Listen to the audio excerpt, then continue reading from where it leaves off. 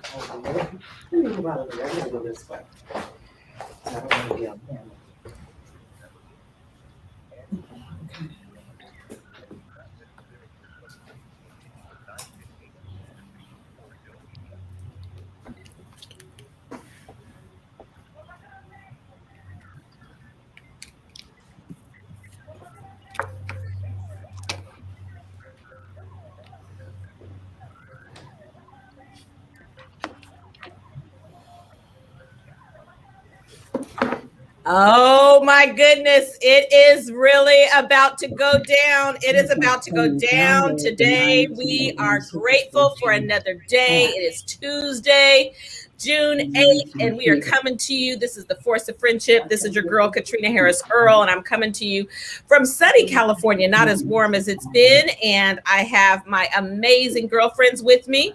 I don't know who's the co-host today, but I got Sabrina in Chapel Hill, North Carolina. I got Gloria. When it's not your day, you just don't know. I got Gloria Mitchell-Banks in somewhere. She is somewhere. We can tell from her background that she has moved again. Not like moved, but like she's on the move. Like, and we got Chrisette, who has given a shoulder if you're on Facebook. So today is the day, y'all. A hot, amazing topic. I'm just going to tell you right now, you're going to grab a seat and come to the table. It's going down today.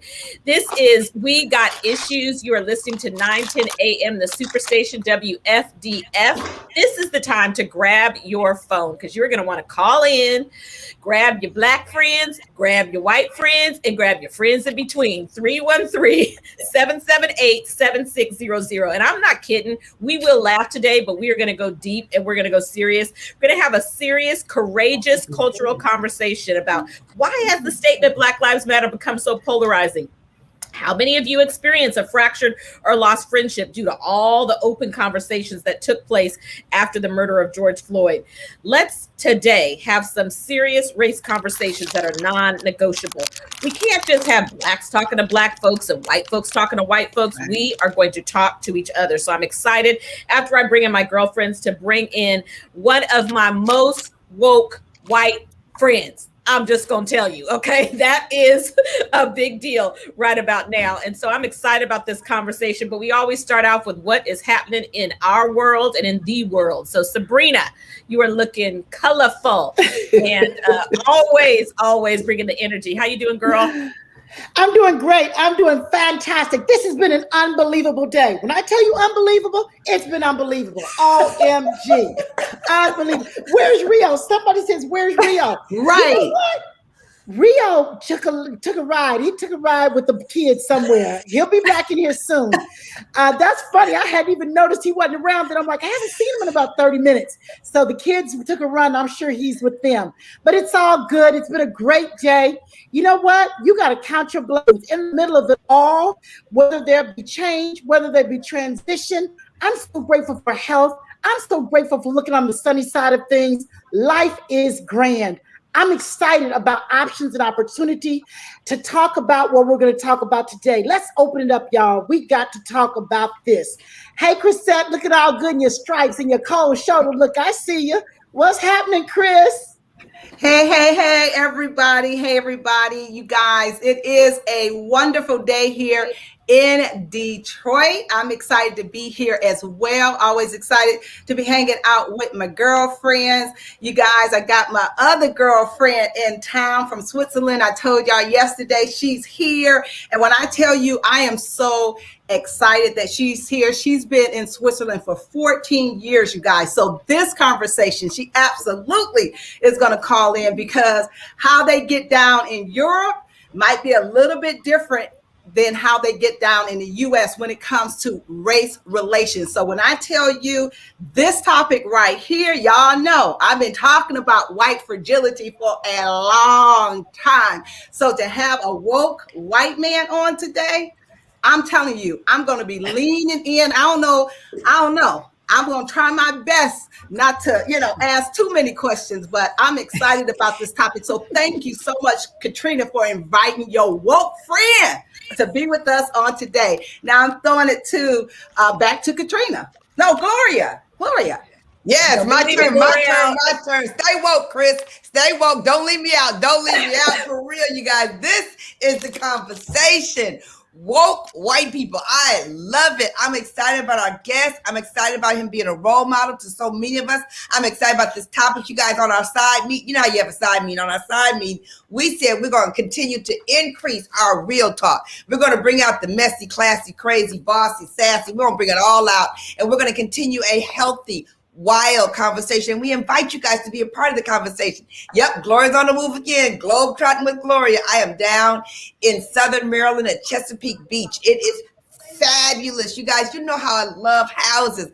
I don't decorate at all. I have zero decorating in my body, but I love to see decorations. I love to see how they knock down their whole house, y'all.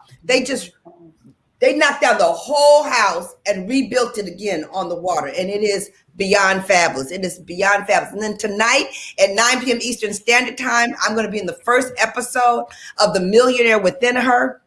So I'm excited. I didn't even know till yesterday that I'm going to be on tonight. So I haven't even seen it. I don't even know what it's going to be like. So, you can imagine yourself in a movie, in a docuseries like this. I haven't seen any of it. So it's going to be exciting. This day is going to be an exciting day. So I'm excited about this topic. Caterina, okay? You just really bring everything.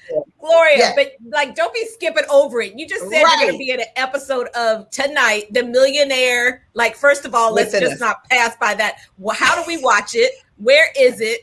How many of you have a girlfriend who's a millionaire? Right. I know, you guys. Seriously. If you find me anything, you'll see my link on it. You'll see the link on it. If you go to Facebook and Instagram, you just tap into Google Millionaire Within Her. It's 30 millionaire women that are being interviewed and talking about their journey and how their journey was different from other people's journey to the point of a millionaire status and beyond. And the thing that's so intriguing to me is that in the year 2030, women will have more money than men. And so our conversation about women and our conversation about wealth and our conversation about how to amass wealth and what to do with wealth and the different decisions that you make with wealth. I mean, I've always wanted to lean into women that were millionaires, and then I became one, and now I get to hobnob with other people to see how they think. I always tell people, when you get to another level, you think differently, you see differently, you act differently. And so that's what these women are going to be talking about. So I'm interested myself to learn from them, as well as cause this movement with them. The movement is called Women's Wealth Movement. I'm excited to be a part of it. Nice. We can't wait. Awesome. And with today's topic, it's just real interesting, because one of the things that we know is even among Black millionaires, we have seen them have to deal with the racism issue. Is that crazy? Right. Some people try to say it's just the money. Mm-hmm. Right, so I'm going to give you 4 statistics, and then I'm going to bring in our guest. Check this out. Since the death of George Floyd in May, have you personally taken any actions to better understand racial issues in America? This is a survey. Overall, 36% of people said they had. 30% of whites, 41% of Blacks, 51% Hispanic, 49% Asian. Thought that was interesting. Question: have you or a close friend or family member attended a rally? Of course, among white folks, 7% had attended, 14% knew someone who was a close friend that attended. Black folks, 42%. Okay. Another statistic. I thought this is real interesting. Do you support or oppose the Black Lives Matter movement? Overall, 53%, 47% for white folks. Interesting. I thought that was higher than I expected. 73% for Black folks, 59% Asian, 59% Hispanic. And then lastly, when it comes to the issue, defunding the police, the question and the way they asked it is, which of the following proposals do you support, even if neither is exactly right? Fully fund the budget for police in your community at the same level, or take a portion of the budget for police in your community and redirect those funds to social services. 63% of whites said keep it as it is. 69% of Blacks said change it. Isn't that interesting? Wow. Like interesting, very interesting. Perspective. Not surprising, but interesting. Interesting. And so I am going to bring to the stage Sean Smith. He is a master's results coach. Sean Smith is a father of 2, a husband of 20 years, speaker, trainer, author, and actor. At the age of 13, Sean says he was nearly killed, y'all, by his next door neighbor in a hit and run accident while riding his bike to school. The police said the car was going 50 miles an hour. Isn't that interesting? Because that similar thing happened in your neighborhood, Chris. Understanding that he was given a second chance that day, Sean stopped taking life for granted and promised himself to never settle for mediocrity. Y'all have got to go and see this movie that he and Lisa Nichols, we're going to hear all about it. It's letsgrowmovie.com. And I so love, Sean, checking out your TED Talk that you did about the vulnerability of men, I believe is what it's called. You have performed just amazing things. You're a personal development coach, and your life's work is to study the human brain and how to change our behavior and maximize our potential, y'all. 3,000 articles, trained in Canada, Colombia, Costa Rica, Greece, India, and the United States, and right here in California. Yay! Give it up for my friend, Sean Smith. Wow. Thank welcome, you, Sean. Caterina. Welcome. Thank you, everyone. This is amazing. Thank you for the invite. Yes. So, Sean, I want you to just tell the people, we're going to have a conversation like we had yesterday. How have you been like this all your life, or how did you become woke? And, you know, even that word woke, because today Mitch McConnell said woke. I'm like, okay, we know what it means.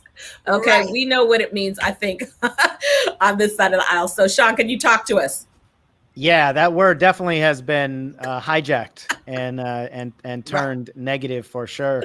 So the answer to your question, I think, is a twofold one. I would have told you I've been this way, and we'll just use a real simple term that really can't be used, but not racist, right? Like I've been open, I've been inclusive my whole life. From my perspective, I would have told you absolutely, right? And we'll get into this. You know, I only had really one white friend growing up in Northern California, and I checked a lot of the not racist boxes.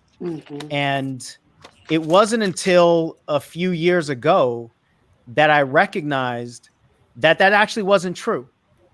And it came through a conversation I was having with a friend of mine, really good friend of mine, black man. We grew up together playing baseball together, and he was talking about racism, and I felt myself really getting activated because it sounded like he was talking about my people, right? Like my team and therefore me. And I found myself basically screaming at him, and we're really good friends, and I was defending that I'm not racist. And he stopped me and he goes, Sean, I know you. I know your parents. I know you're not consciously racist, but you've been produced by a racist machine that benefits you more than me. Thank you. And that took my breath away, and it stopped me in my tracks. And I can point to that moment in the airport that my mind shifted, and I started to look more at whether I personally was racist or not, like there's some switch to flip on or off. And I started to look at where my place is inside of a racist machine. And that was incredibly powerful for me. It was also liberating for me, because then I could get into conversations without it feeling like my personal good guy status was at stake. And that was relatively recent. It was just a few years back. And then after George Floyd, the world just opened up in so many different ways. And this conversation was now non-negotiable in a lot of areas. And so my journey over the last year, and since we did this film, has just taken a lot of turns and a lot of depths. And, what's so interesting, Caterina, and all of you, is that the more I've traveled in this journey, the more I see there is to go. And I would have told you maybe, a year or two ago that, I can see I can see the crest in the hill, and I can just get over that hill and then it's all smooth sailing. And it's just not, because this concept, the conversation, the reality, the history is just so deep, with so many different angles, with dozens of generations involved, that it's not a checklist, and it's not as simple as I thought it might be. And sometimes I wished it was. And I'm here for it. I think that's the best thing I can say is I'm here for it. Sean, tell us about the movie. And so many of us are familiar with Lisa Nichols, her work. And if you aren't following her on social media, you should. Talk to us about your friendship with her and how that conversation happened that turned into this Hollywood movie. Yeah, Lisa and I, we've been good friends for a long time, and we've always just wanted to co-create something in the racism conversation. Kind of ebony and ivory sort of feel, right? White man, black woman. And we were just thinking about how can we get creative and bring our talents to the stage inside this conversation. And after George Floyd was murdered, then it just became, again, something we just have to do. Okay, now's the time. And we were going to just create some conversations, maybe do some Zoom calls and so forth. And then we were connected with this other man, David Bianchi, who is a Hollywood actor. And so he brought Hollywood to this film. And as we just started to get into it, we didn't really know what it was going to be. We didn't have some sort of long strategy behind it. We just started to write, and it's a spoken word film. So it's all delivered in poetry, and which adds another level of creativity to it. And as we started to write, it just started to take on a life of its own. I think that we kind of hear that cliche, but it really started to get bigger and bigger and bigger. And who am I in this character? Me as the white man, and who is David, and who is Lisa in this movie? And so we ended up writing for a couple months, and then, it was a full-on Hollywood production. If you've seen the movie, I know, Caterina, for anybody that sees the movie, it's it's a Hollywood set. It's a Hollywood crew. And it's something that we are extremely proud of. The interesting thing is that Lisa and I had this really, really good relationship, but we didn't know what we hadn't talked about.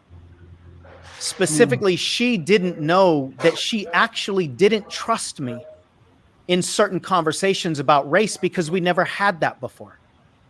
And we didn't have to have it before George Floyd was murdered. And I hate to say that, but that's just the reality, at least with us. So in doing the film, even some of the things that happened on set while the cameras were rolling, there's a scene you saw, Caterina, where Lisa really taps into the pain of the black woman. That's right. And she got so deep into it that we actually needed to do 3 takes, because the first couple she was almost inaudible, because she tapped in so deep that she almost couldn't articulate the words. And afterwards, I felt that right there. I felt it when she was going there. Honestly, that's when my stomach started to turn. That's when I got really emotional, because I felt that so deeply right there. That's interesting. That took her 3 times, because it really hit. When she started talking about her grandmother's pain, oh my, it took me there for sure. Yeah. Thank you for saying that, Sabrina. I think that's really important. So number one, she didn't recognize how deep that was. She wasn't prepared for it to come out. But afterwards, she said, I've never showed that with any white person around. Like, you don't get access to that, is what she shared. And her and I have a really loving, trusting relationship. So that was a massive awareness. And as I was watching, I'd never seen that because we don't have access to that. And so I saw a different level of depth of pain, you know, that I had never seen before. And we hope that what it does is pull people into the humanity that we all can hopefully touch, and then come to the table and stay at the table. Yeah. It's going to be massively uncomfortable, but there's no comfortable way out of this conversation. Ooh, this is going to be so good. We got a lot to cover when we come back from the break, y'all. I mean, when white people tell deep, honest stories of knowing both oppression and privilege, and when these stories are honored, my experience is that white people can open themselves to facing race without blame, shame, and guilt.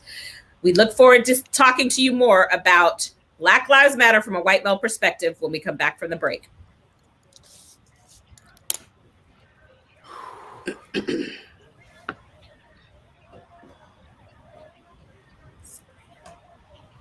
Sabrina's on Facebook. My. Oh my goodness. Hey, Facebook audience, thank you for being with us today.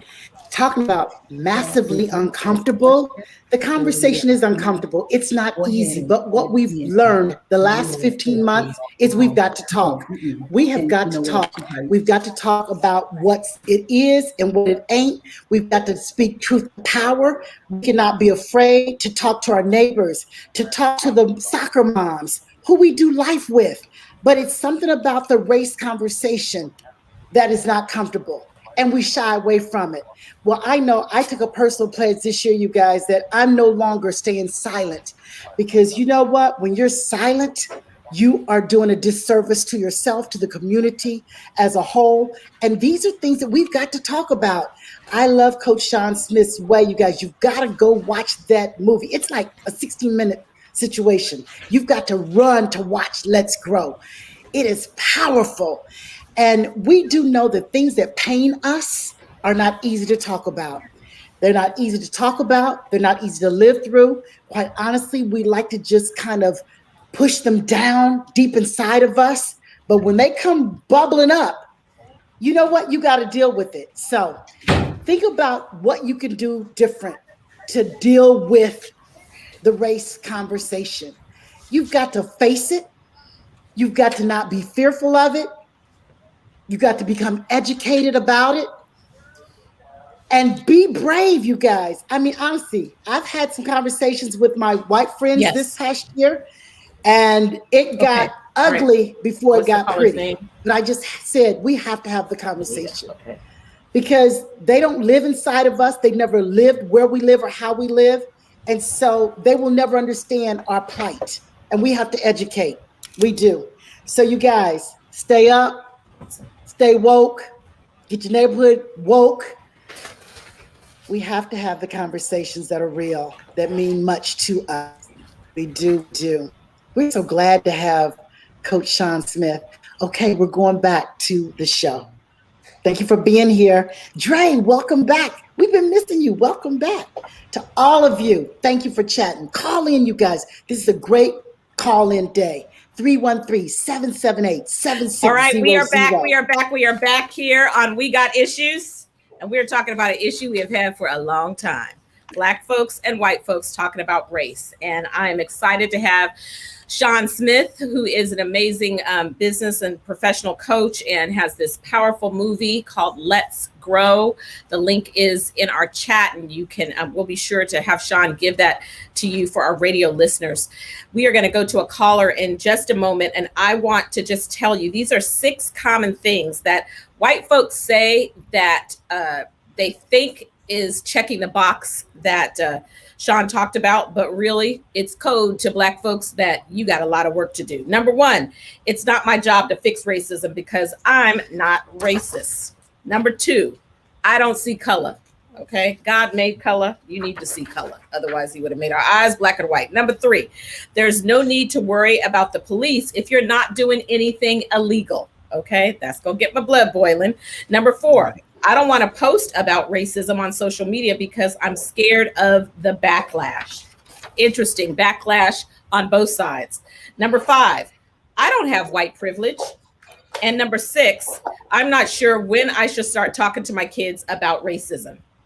Probably immediately. Yeah. So we are going to go to a caller. We have Benita. On the line. I believe that this is Chrisette Ellis's friend visiting us all the way from Europe. I remember being in Europe with you, girl. We had an amazing time. How are you? I am doing wonderful. How are you all doing? Great. In the voice. We're glad you're here, but we really can't wait to go back to where you are. Oh, yeah. It's been too long. It's been too long. Thank you guys for having me on the show today. What an interesting, provocative topic. It's unfortunate that we still have to talk about this. But here it is. I'm here to tell you, I've had the honor of living in Switzerland now for 14 years. So I hope to say a global perspective on what's going on. And I just want to say that George Floyd died. When he died, I can't even begin to explain to you the reaction in Switzerland, in Europe. Wow. I had friends, European friends, stop me who, of course, never had spoken with me about this topic before, and they said things like this.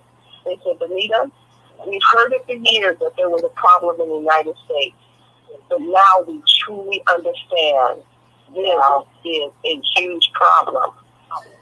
And so much so, his death evoked something in the European society in such a way that they began creating laws and making changes in organizations to deal with this because they really realized just how bad the problem was in the United States. I'm going to say one thing and I'm going to stop. I had a friend, again, a European friend, who said this was just a crystal moment for her. And she said, I'm going to go further with this. I am only going to purchase to help this movement. I'm only going to purchase from Black people in the United States from this point forward. When I buy something, I'm going to only buy from Black people in the United States. She said, the reason why I'm going to do this is because the only way you guys can fight this is through economic power. You got to get the economic power behind you so that you can fight this racism. So I'm here to tell you that his death resonated all over the world in a way that I've never seen before. Wow. That perspective is so appreciated. Wow, Benita. Just hearing you say that. And just yesterday, I had an experience of wanting to purchase from a Black-owned business. And I was like, we need a registry. Because I was having a difficult time trying to find the business. Even sometimes our businesses, they don't put their picture up or ask for that. So what an amazing statement. And thank you so much for sharing. Thank you so much for sharing. We appreciate you calling in. Chris, I'm going to bring you in while your girl is on the line.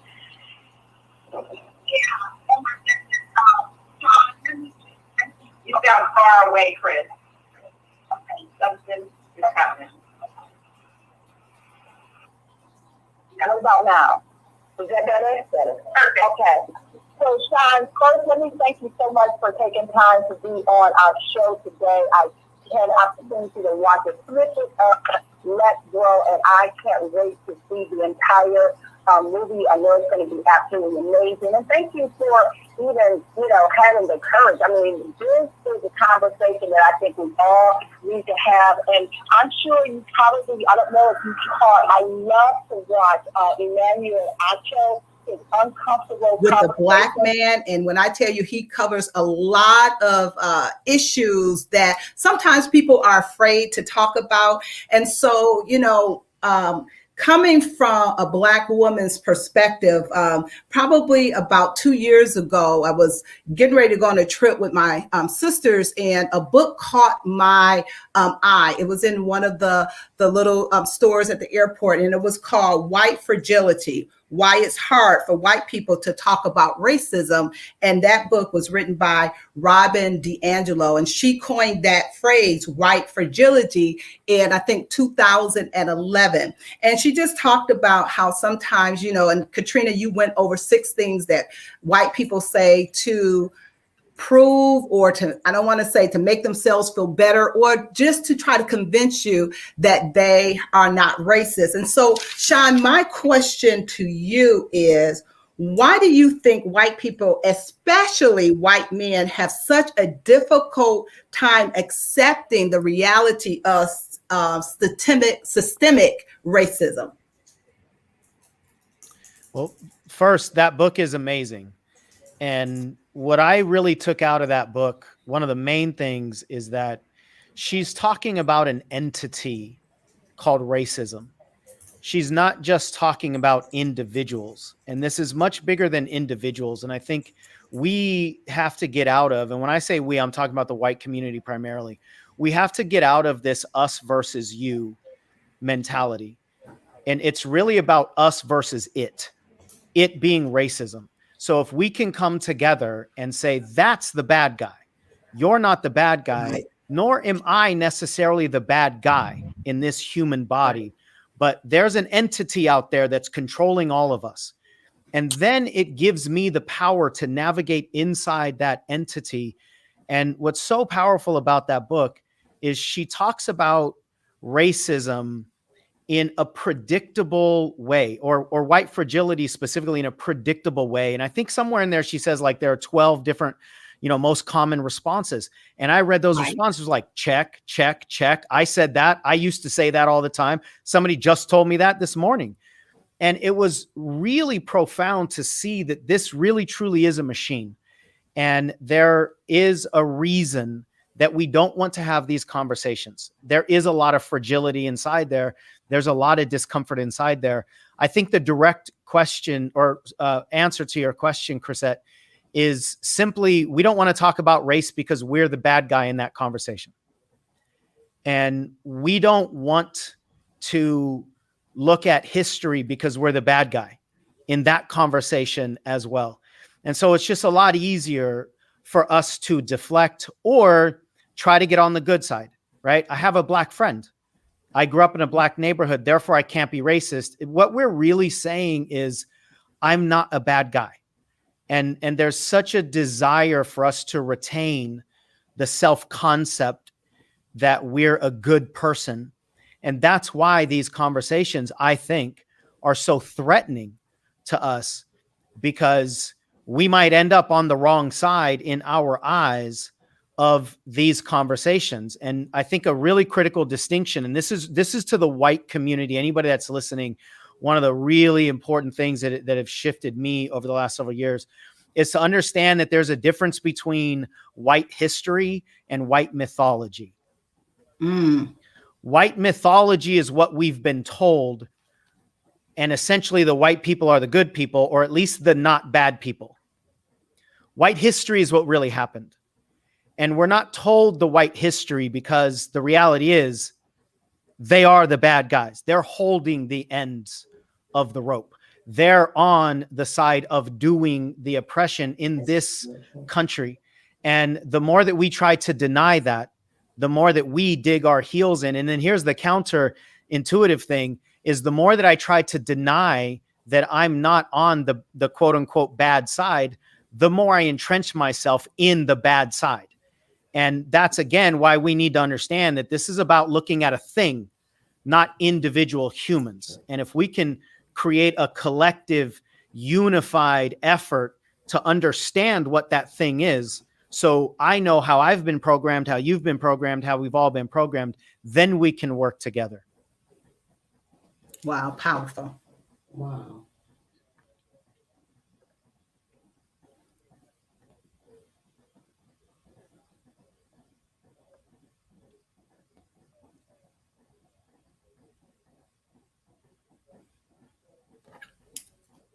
That we never say white history. You only hear us say history.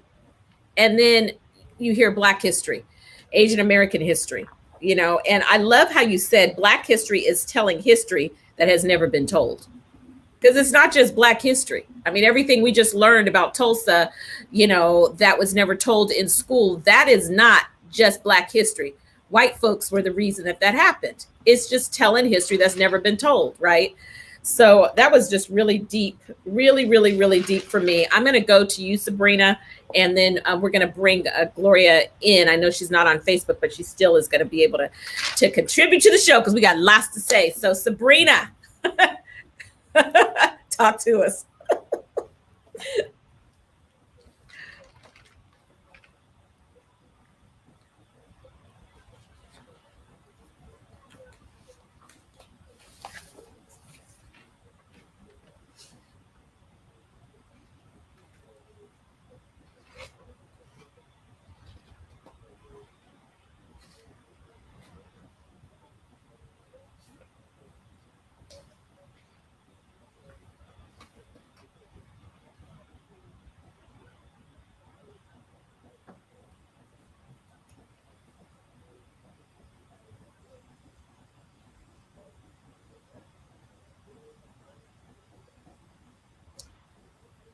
Sabrina, you have to unmute yourself on Facebook. Sorry, I promise, Facebook audience, I'm going to get better. It's a lot. And so we're going to get better here. I was saying, we have to have the conversation. We have to be courageous. We know as a society, we have to be braver, talk to our neighbors, talk to people when it's difficult. But Sean, you said, people find it difficult, you think, because they don't want to find themselves on the wrong side. And those are right white-minded folks. And I'm glad that at least there's a conscience there, because then there's the other who feel like, hey, that's not my problem. Black folks killing Black folks, you brought that on yourself. That's not my issue. Racism is that doesn't even exist anymore. I gotta tell you, Sean, it's so sad. My sister's a state legislature in Oklahoma, Slater in Oklahoma. Recently, she was left by one of her peers a note on her desk. I'm sick of you. All you talk about is race. I'm sick of you. So that person doesn't even want to deal with racism in this country.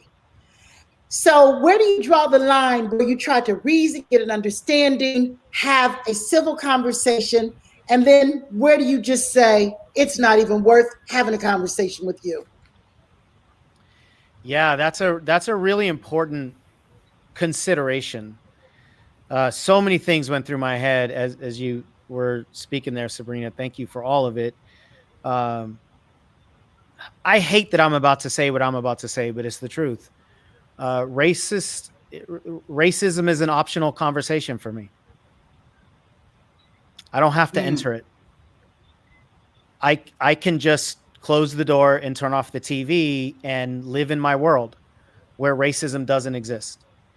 And there's a difference between experience and existence, right? I'm in a studio right now and the blinds are shut. So right now I don't know what's happening outside. And somebody could be telling me it's raining outside, and I'm looking in here, my shirt's dry, it's not raining. And I can viciously attack the idea that it's raining because I'm not experiencing the rain. And if I don't want to open those blinds, I don't have to. So there has to be a willingness specifically for the white community to enter into a conversation that's optional. This idea of being on the right or wrong side of history is the leverage point for me. And I haven't been very public with this conversation. It's really only been about a year. And it was after George Floyd that I just felt like I need to talk. I have a platform. I have a lot of things to say. I know who I am. I'm a white man. I'm a white, heterosexual, middle-class man. I am the system. The system was built by me, for me.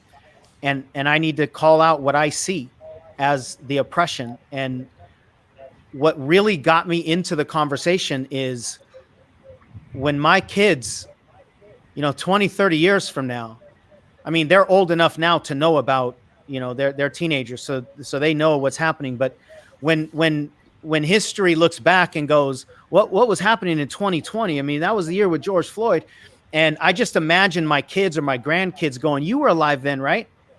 What did you do?" Right. And the thought of me saying nothing is what turns my stomach more than the thought of me saying something. And for a long time, I was afraid to say something because, let's be real, it's a battlefield out there. And I feel like the people that are really battling each other on the battlefield are the polarized extremists that are vicious and violent. And I was in the back, right? If you imagine, you know, it's like the white side and the black side. I was in the back on the white side. So if I want to try to reach the black people in the back on the black side, I've got to go through the battle. And for a long time, I didn't want to go through the battle because I know some of the white people are going to attack me. And then some of the black people that might have decided all white people are the devil, they're going to attack me. And at that point, it was like, this isn't worth it to me. But the answer is we've got to get those two sides talking, because there's so much less extremists out there than we think there are. They just have the media. They've got the loudest voices. So our goal with this film and our philosophy is this has to be a groundswell. This has to be a grassroots movement, because if we try to take this to the institutions that were built upon white superiority, they're not going to let us in.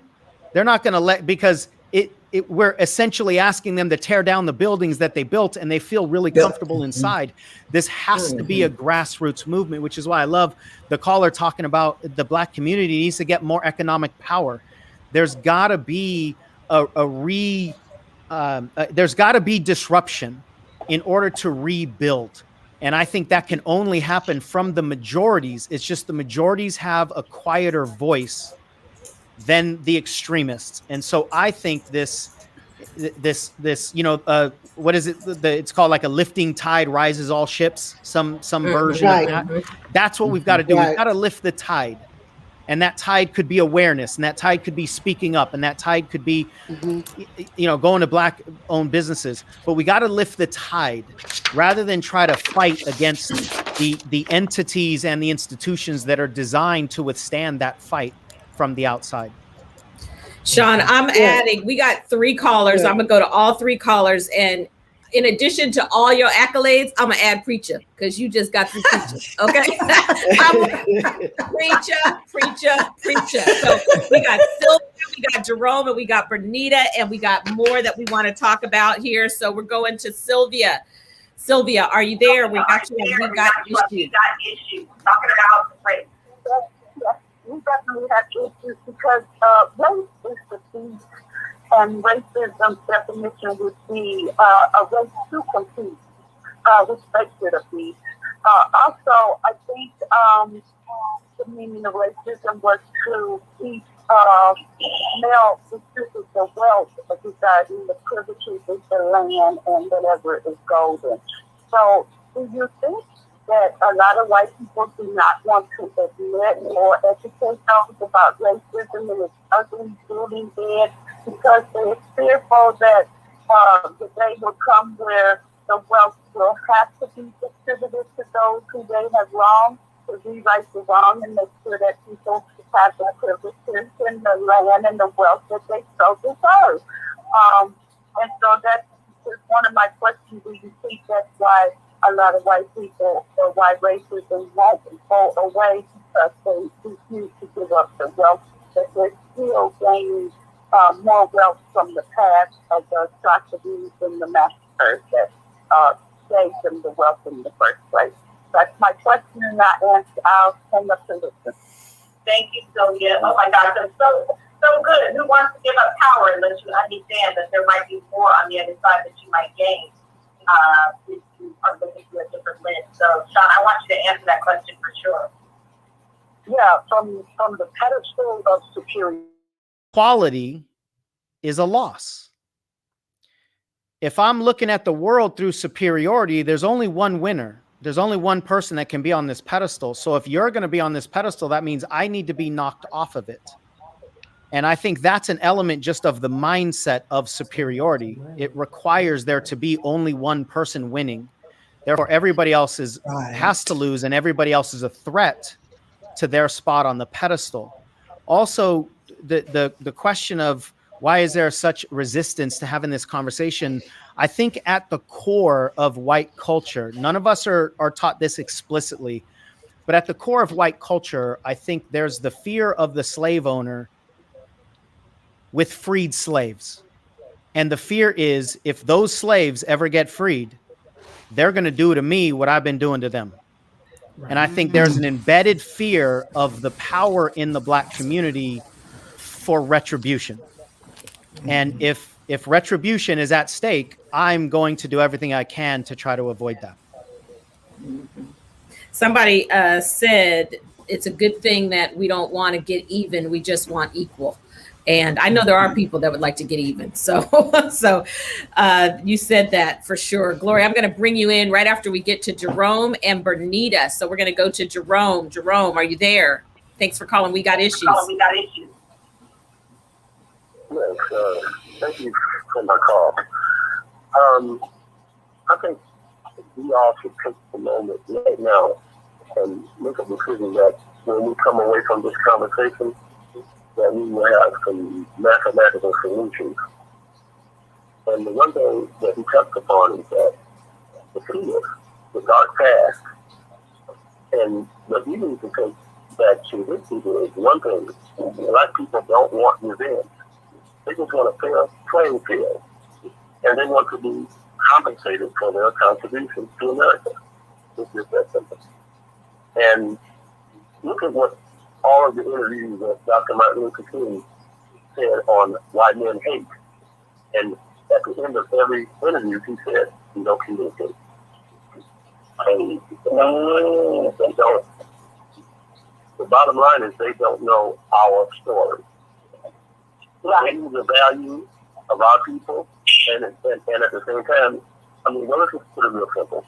If they knew better, they would do better, and if we knew better, we would do better. You need to make sure that you tell our story. You need to go back from the table, and there's a simple solution for everybody, if I can say it. Everybody needs to change the way we greet each other. We need to all just simply say, "Know my story." If you know my story, you will know how to represent me. They don't know how to represent you because they don't know your story. You should tell the governor, you should tell the mayor, you should tell the president. Make sure for any study that you know our story in its entirety with all of its graphics. And you can just weave it into the school.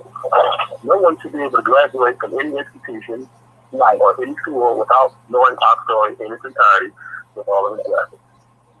Jerome, that is so good. I mean, so measured, so clear. Just thought about Red Cross. Okay, because know my story. When people know your story, then it changes. It absolutely changes. So I thank you for calling. We Got Issues. You added so much value to the show.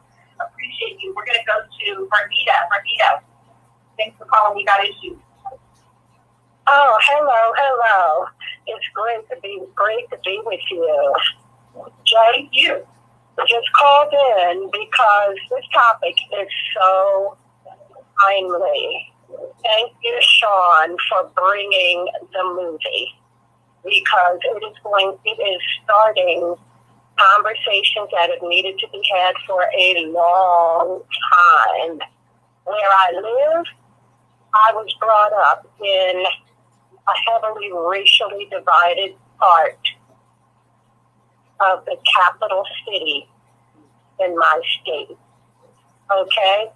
Where we absolutely, growing up, there were literally Klansmen. The night Martin Luther King was killed, I was fighting with my cousins to try to get them to stay in the house. Wow. Okay. The next day, my grandfather takes me out, and we're going to the store. We drive up Nottingham Way. What do we see? Literally Klansmen in robes on the roofs of the houses, because a good number of the people were Klansmen. Like the situation in Fried Green Tomatoes where Iggy said, I know you think I don't recognize them size 14 shoes you wear when y'all go marching in them stupid parades you boys have? I mean, we literally knew who every one of them was. And their grandchildren still live here. But what has happened between generations is they have gained understanding because the younger folk have been willing to have the conversation, and that's what makes the difference. I mean, I had to deal with some severe racism in school, to the point that I had to turn the guys on the floor below me into the judicial board, take them to student court for some harassment that they did. And they had destroyed a piece of my property that they were made to replace. And, you know, these things build up and a lot of people can use it. It can make you not trust you. That is. But a lot of the teaching that I've had between my church, because I'm a member of Potter's House, between my family, and a lot of the teaching that I've seen that I've had in Mary Kay, including coaching and teaching from Sean, has helped me to get rid of a lot of that stuff. And I just wish more people would have the conversation. You know, a conversation is not going to kill anybody. Mm-hmm. What they're afraid of is that if they had the conversation, then they're accountable for knowing. And that's the scary part. But I'm willing to have the conversations. I just have to continue working on my own, because sometimes a little grouch rises up. But I'm working on it. Wow. We appreciate you for coming in and bringing us that perspective. This is an intergenerational issue, clearly, and I love how you talked about the current generation of millennials are willing to have this conversation. So, Sean, I want to bring you back in and just more about how they can see the movie and what is next. We just have a few more minutes. We want to hit on several other points before we go. Sure.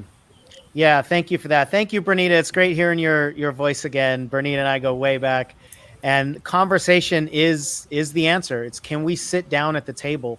One of the things that white people are afraid of is coming to the table with their ignorance and then getting punished for it.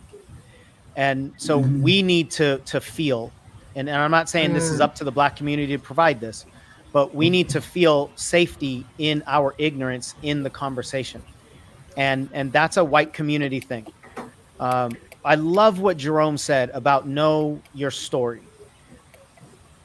I've been actively looking in this conversation for a long time, and I didn't know about Juneteenth. I didn't, I hadn't heard of the song "Strange Fruit" by Billie Holiday until within the last year. I didn't know that lynchings used to be events that white people went to, like entertainment. I didn't know about redlining. I didn't know about the green book that lets you know where it's safe. I didn't know any of that stuff until this last year, and it was because I had to actively dive for it. And that kind of information, just knowing the humans on the other side of the aisle, to use your analogy earlier, Caterina, will help us tap into a level of compassion that we just can't have otherwise. And in the movie, my character has a gigantic shift through information, specifically through, as Jerome put it, knowing your story. And David, the other actor, I mean, he and I are locked eyes, and we're crying because we see the humanity inside this other man. And in that moment, he's not black and I'm not white. We're humans and we just got different suits on. And it was such a powerful moment, even on set. What happened on set in that energy was nothing that was written in the script, but it gave us a lot of hope that if we can look each other eye to eye and lean in and go, I don't know you and you don't know me. And in fact, I don't know me and you might not know you inside of this conversation. But if we can lock arms and just say, I'm here, it's going to be hard, I'm here, then I think that's the essence of what we need to do. You asked for the movie information. Let's Grow. It's at letsgrowmovie.com. That's all the information. You can watch a bunch of the trailers. I couldn't be more proud of not just the production, but the conversation. And it's a 16-minute film. I think it's entertaining in terms of the way it's created in the spoken word poetry. But more than that, it's inviting. We know that racism won't be solved in 16 minutes, but the movie is an invitation to a movement. Right. A movement requires conversation. And one of the things that we do, you know, it's less than $5 to purchase the movie. And once you've purchased the movie, then you're in for courageous cultural conversations. And we've got a Facebook community and we hold online conversations, and we just want to facilitate this kind of work from a grassroots movement. And we might just be crazy in thinking this, but what we've seen in some of these conversations really has given us hope that we can get closer to each other. It's not going to be a snap of the finger, but it can happen. And we might not all be alive when it does, but dang it if we're not going to die trying. Ooh, this is so good. So good. So good. This is ready for a part 2. Y'all, make sure you check out Sean Smith. You can go to coachshansmith.com. Sean, on behalf of the Black community, you are invited to the barbecue. Okay. So I want to make this quick announcement. Hello, team. WFDF 910 AM Superstation will be airing the 2021 Chevrolet Detroit Grand Prix on Saturday, June 12th, 1:30 to 4:30 p.m. and Sunday, June 13th, 12 p.m. to 3 p.m. And we want to remind you to turn your faith into action with Pastor Robert Tilton on Thursday, June 24th at 7:30 p.m. at the Westin Hotel in Southfield, Michigan. Receive deliverance from troublesome issues and prayer from Pastor Robert Tilton himself. You have been listening to We Got Issues. We have had our guest, Coach Sean Smith. Be sure to check out the movie, support the movie, letsgrowmovie.com. A round of applause for our guests. We appreciate you, and we will see y'all tomorrow on We Got Issues.